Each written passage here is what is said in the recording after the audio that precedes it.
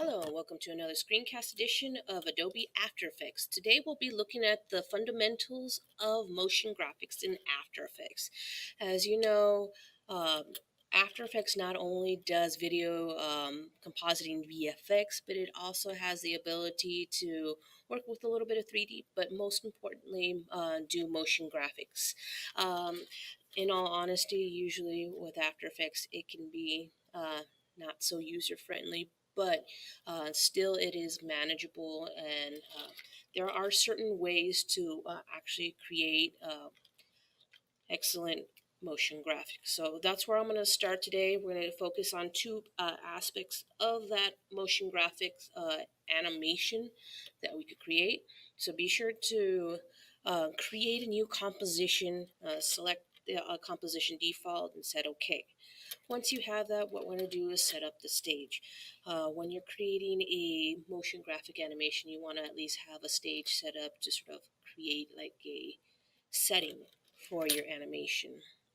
So what we're going to do, we're going to go to Layer, New, and Solid. You'll see we have, by default, it goes for dark gray solid. You could actually choose the color picker to choose what color you want to use. So I'll just use this here, and of course that'll create my solid. Now, you're not limited to the specific color. You could add some depth with it instantly by just going to your effects menu. Go to your effect menu, go to generate, and go to gradient ramp.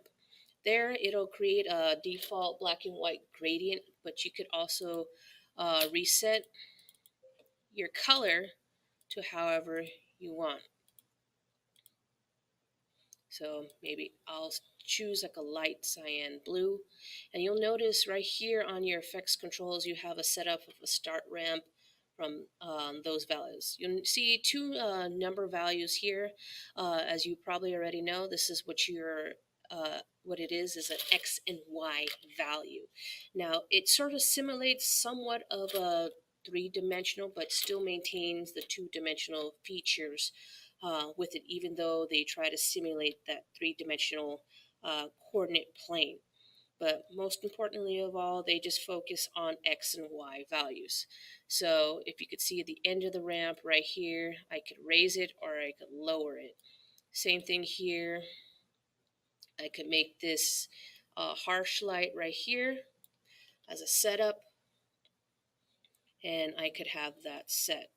Now, with my stage, it creates a pseudo depth when I work with my start of the ramp with the harsh light to make this, of course, my stage. That's for creating that depth. Now that I'm done with that, my next step is to select my type tool. Now, if you cannot find your type tool, be sure to go to your default setups right here and choose the proper settings that you have. If you have to go to standard, you can.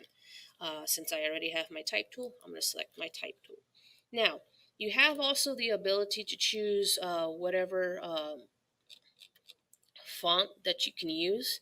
And if you look right here, the top right hand corner, you also could add in typekit fonts where the standard default fonts may not suffice. So if you ever want to try something more different, you're more than welcome to do so. So let's see. Okay, I am going to use Hattensweiler as my font.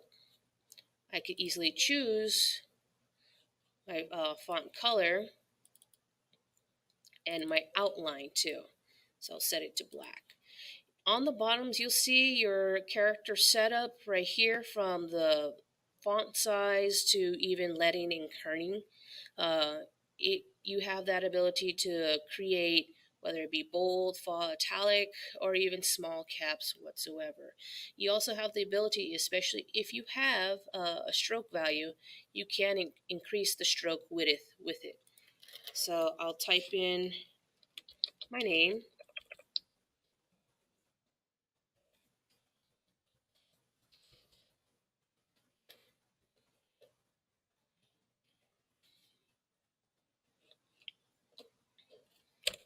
There we go. And we're going to leave it as that. We'll keep this basic here. Now, you'll notice everything is set up. You'll see a little hair trigger right here. That is going to be your anchor point from there.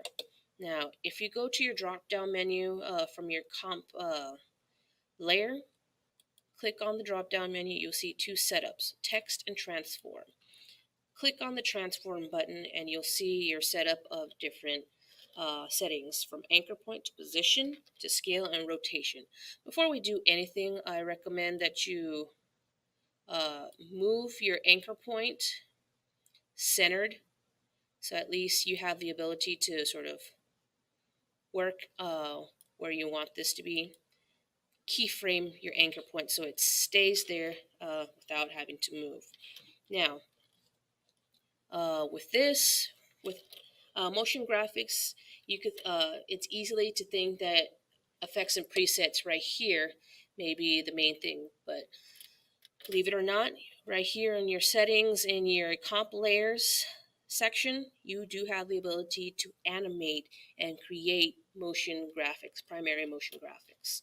So I'm going to use my position, scale, and occasionally rotation if have to or if needed, but most importantly, the opacity.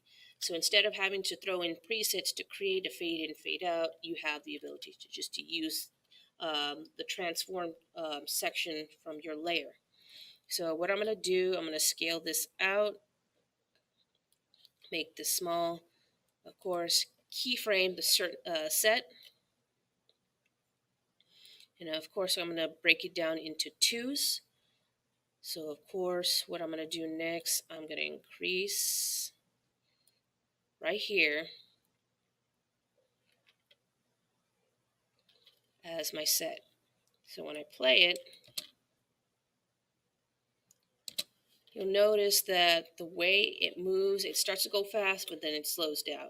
Now, when you animate, it's going to be a little bit rigid, but you do have the ability to work with the keyframes easing system. All you have to do is highlight your keyframes that you have, right click, go to Keyframe Assistant. Now you'll see these three set up, easy ease in, and easy ease out. So we're going to do now, as you notice right here, you'll see that the keyframes here change into an hourglass shape. This is where the easy ease sort of eases in and eases out. So you'll see like a dual color right here from light gray to dark gray. Now, if you look here, you'll notice that it moves a little bit more smoothly and not so choppy. Now, as again, instead of having to rely on effects presets, you could also use the opacity to sort of fade in and fade out. So of course I'm going to ramp my opacity down to 0, press the stopwatch to enable my opacity, the keyframe, then of course I'm going to ramp it back to 100 to its standard and it'll recreate another keyframe. So when it plays, boom, I've got it. I could do the same thing here, right click, Keyframe Assistant, easy ease, in, and it looks a little bit more cleaner, more smoother. Now, if you feel that it goes a little bit slow, you also could increase the keyframe velocity from incoming to outgoing. So if you want to say maybe create it for a good 25%, you can to influence those keyframes. Then you could see it go a little bit more faster. Now, you could do rotations, but do be careful on how you initiate that from that because it could go fast at any given time. Now, so when you play it, you have that. Now, you also have the ability in your effects controls right here on your menu. You also have the ability to add in a few other things in here.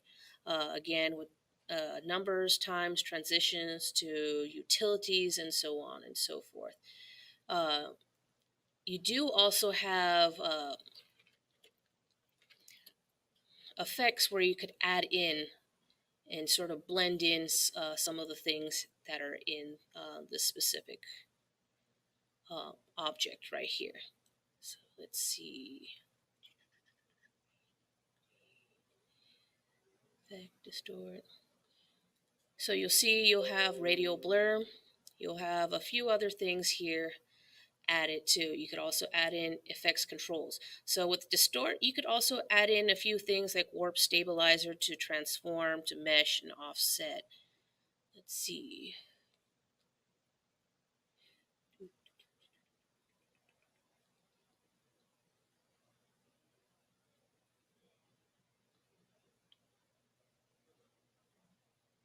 Here we go. So I'll go to my perspective and I'll add in drop shadow within my object here.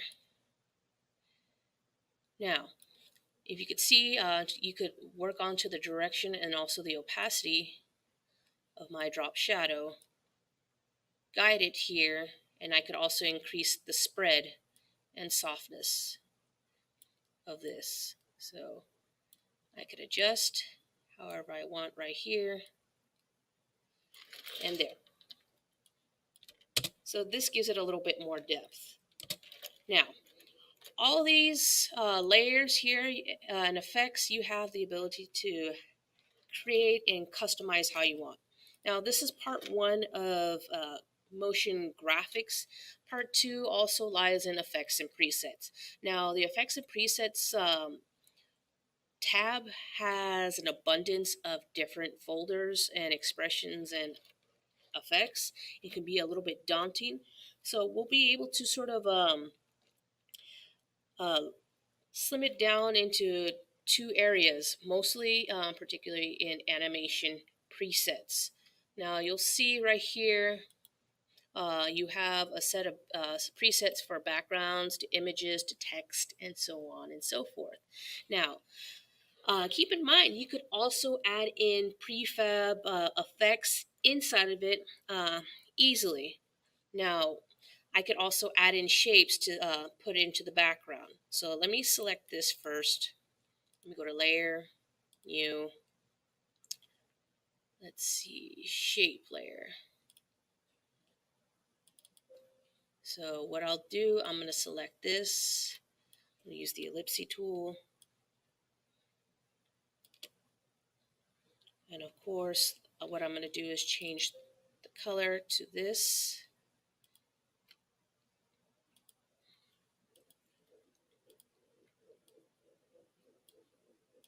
Here we go. I am going to move my shape layer down a layer right here so it goes behind. I'm going to move this here. Now, again, I'm going to use my effects and presets to sort of work with the animation presets here. Now, I have also elementals and so on and so forth. So I could do a ring chart. So if I want to do something like, say, elements right here, I could go in and drag and drop onto my layer. So I could easily change what I want in this. And you'll see you'll have your different point colors set up. So you'll notice